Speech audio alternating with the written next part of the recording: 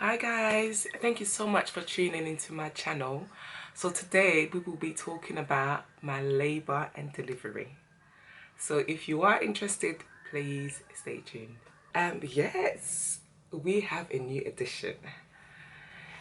His name is Zayn. Zayn, say hi. Say hi to the camera. Say hi. Say hi to the people. Hi, peeps. So basically, where do I start actually? From the beginning maybe? Alright, so I was overdue by 6 days. So I was 40 weeks plus 6 days. And by that time I was so fed up. Like, fed up is not even the word, honestly. I was so over it. I was so over the pregnancy, it was unreal. I was so uncomfortable. I just wanted him out really. So he's gonna be 10 weeks old tomorrow actually, so this video is way overdue. So I hope I don't forget the details. I should have done that a while ago, early on, but life happens and before you know it, time just flies. So I was 40 weeks plus 6 days, and as I said, I was so fed up, you know, with being pregnant. So I was trying all sorts of things to bring on labor, and nothing worked. So I tried, you know, raspberry tea leaf. I tried walking long distances, exercising, which I've been doing during the pregnancy, but light exercising. I wouldn't really say it was like, you know, anything, you know, strenuous or anything like that. And good old fashioned, you know, the way it was. I don't want to say, but anyway, the other thing as well, you know what I mean. So I tried that. That didn't work. So I remember watching Nikki from Nikki and Jamie last year. I remember her being overdue, and I remember she had tried something which had induced her labor. So I then went on YouTube and I checked out her video, and she actually used evening primrose oil. So I thought, you know what, by that time I was so desperate, and so I thought, you know, I'm gonna give that a go and see if that works. So at 9 p.m. I took one tablet of oil orally, and I inserted 2 tablets up my hoo-ha, and I went to bed. So then around about 2 a.m. that morning, I woke up feeling like cramps in my stomach, and I thought to myself, I think this might be it. So yeah, so I went back to bed, and the cramps intensified basically. So, oh, sorry, Papa, you okay? Oh, we both got a bit of a cold. Sorry, Zayn. As I was saying, so the pain intensified, and I knew that, you know, labor was imminent. So I couldn't really go back to sleep. So I was kind of dozing in and out of sleep, because the pain started to become so intense. Then that I couldn't really go back to sleep. I just lay there, and so so the pain continued to get, you know, more and more painful and intense. So in the morning, I told my husband, and I got my son ready for school, and my husband took him to school. So by the time my husband came back, the pain was really intense, and he basically suggested that we call the midwife. By the way, our hospital is literally less than 10 minutes from my house. So I insisted that we waited a bit longer, because my labours with my previous 2 pregnancies are usually long. We're talking 25 hours and 24 hours. So I didn't want to rush him to the hospital and be sent back home, or, you know, because I know the whole process is really long. So anyway, so around about, is it 9:30 or 10?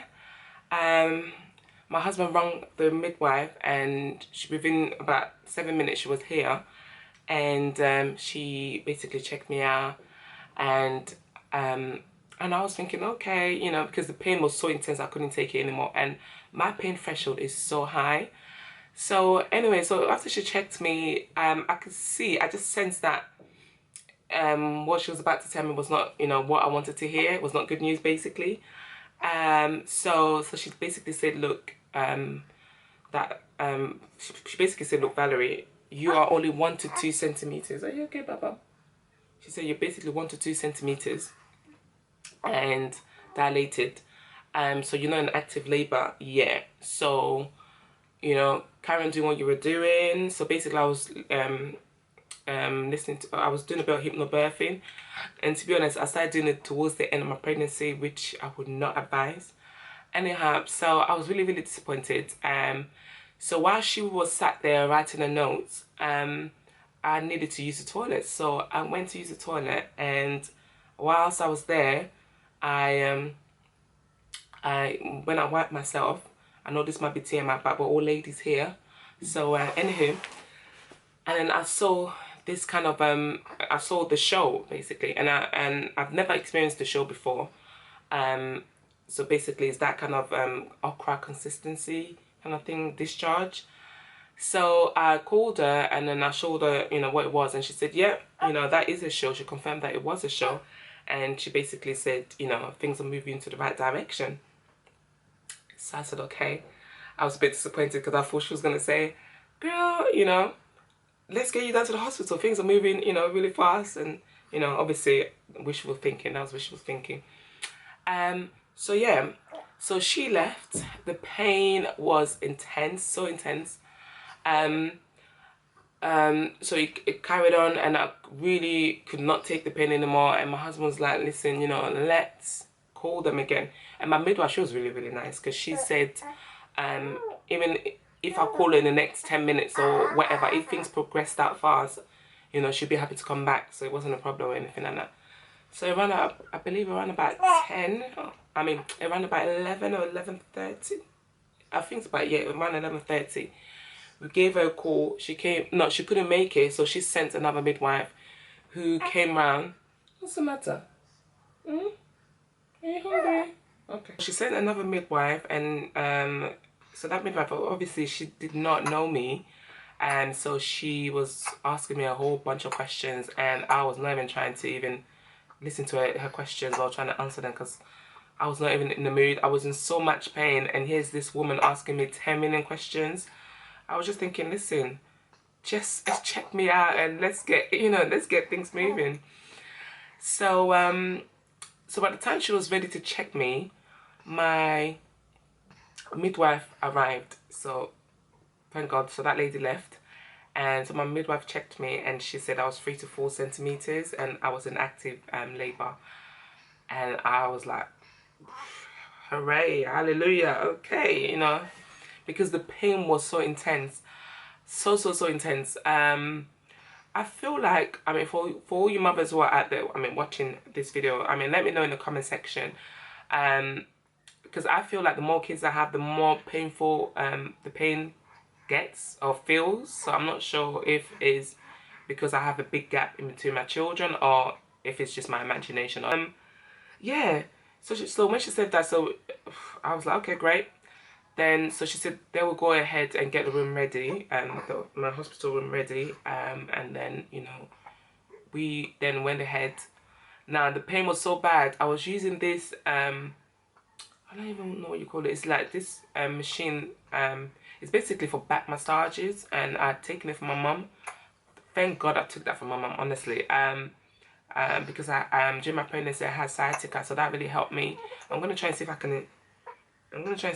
Insert a picture of that thing. I can't remember what it's called, but yeah. So that really helped me. So because when I'm in labor, I really feel it in my back, in my lower back.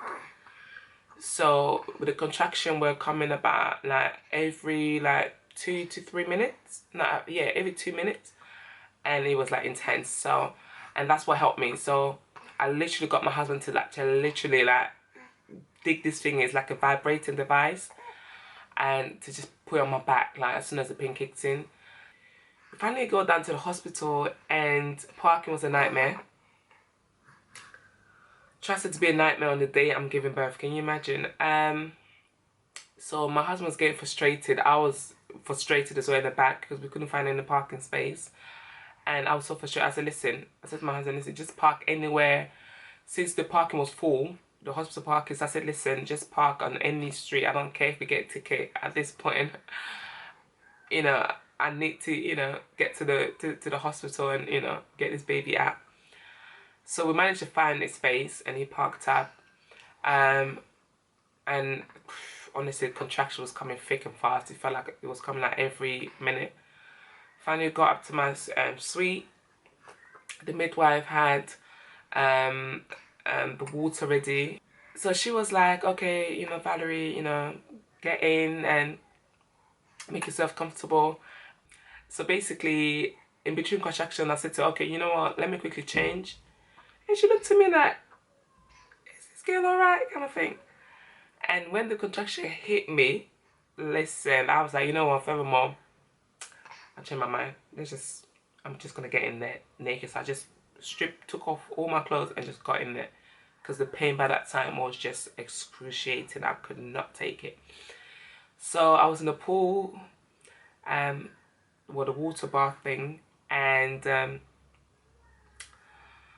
I think I was in there for about maybe 5 to 10 minutes, and the pain, at first it felt nice and, you know, warm, and it just kind of helped with the pain a little bit. But then after about 5 to 10 minutes, it just wasn't doing it for me, and I got so frustrated. I said to my midwife I wanted to come out, and yeah, so she was like, no, you know, why don't you stay in a bit longer, trying to encourage me. I said, no, this is not gonna work. When I came out, I asked her for pethidine, if I could have pethidine, because we had spoken before. You know, in my birthing plan, I'd expressed I wanted pethidine, if I couldn't handle the pain anymore. So she told me that basically I couldn't have it, and I was like, what do you mean I can't have it? She's like, oh, you're too far ahead. But I said, but hold a minute, I'm not that far ahead. When you checked me, you said that I was about 3 to 4 centimeters. So, you know, I'm not that far ahead. I've still got a long while to go. So I couldn't, to be honest, I couldn't even argue with it because I was in so much pain, and the pain was coming every minute. Like, I could hardly even catch my breath, like, to even try and argue with it. So I kept feeling a lot of pressure down there, and next thing I knew, there was like a gush. I felt this huge pressure, and then my water just, you know, burst basically. And so when she checked me, she said I was 5 centimeters, and then she said, you know what? By that time I was begging for the epidural. By the way, I forgot to add that. I was like, listen, you know what? If I can't have pethidine, give me the epidural. And she, you know, they were trying. You know, what they do? They try and talk you out of it. So she's like, oh, you can do it. Just breathe. I was not even trying to hear it. I said, listen. I held her and I said, listen, I need the epidural. So she said, okay, yeah, we're going to page him. But where I was, because the team of midwives I was with, they're like the home birth team. So they encourage you, so basically on that part of the ward, you cannot have any like stuff like epidural. So it's all kind of like natural stuff you can have, natural aids. So, so I said, you know what, I don't even mind leaving this ward to go on to the epidural ward where I can actually have the epidural, the ward where I can have the epidural. So, so when my water burst and she checked me and she said I was 5 centimeters, she noticed that the baby had pooed inside me.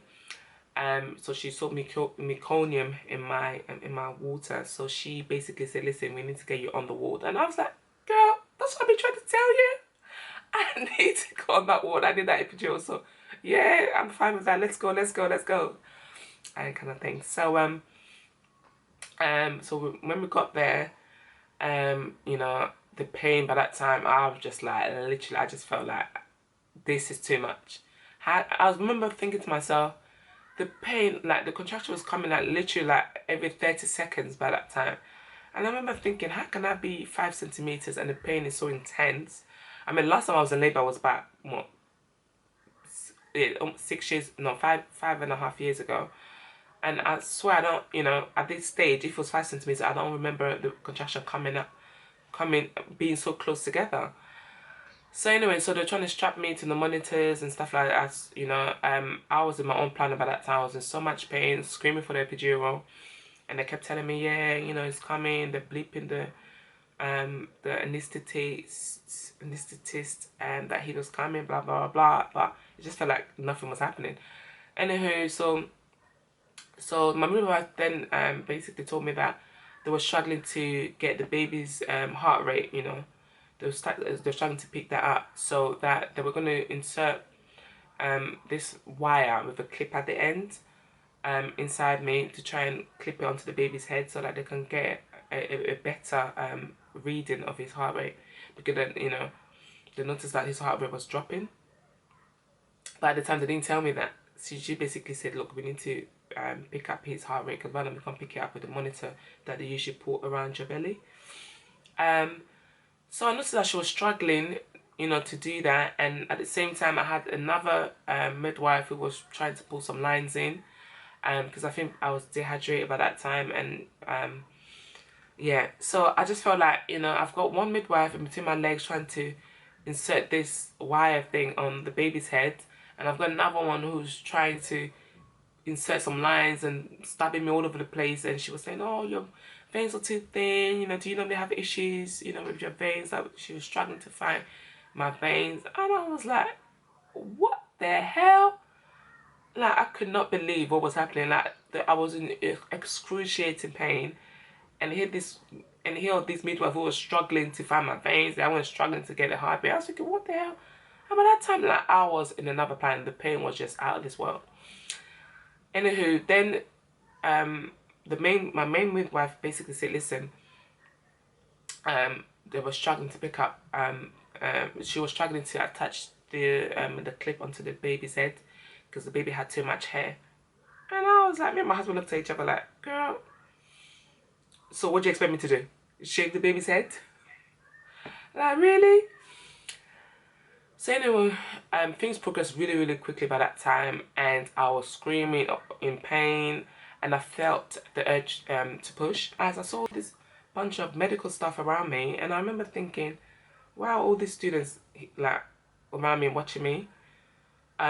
So anyway, I just carried on. So I remember there was a midwife who was in scrubs, and then she stepped forward, and she basically, yeah. So yeah, I forgot to mention that when I said I wanted to push, and I was saying to them, look, can they check me? Can they check me? And my midwife said, you know what, they'll check me. You know, no, my midwife was like, we're not going to check you yet, because we checked you before we left, and you were 5 centimeters, so it's not time to check you yet. And I remember saying to her, listen, I'll feel like pushing. Why don't you guys check? And they were just ignoring me. So, so when I, you know, as I said, when I felt the urge to push, and I just went into myself and I started pushing. And that the lady who turned out to be, I think she was maybe the head, one of the sisters, the midwife, sisters. So she wasn't scrubbed, and she came in, and the first thing she did, she just looked in between my legs.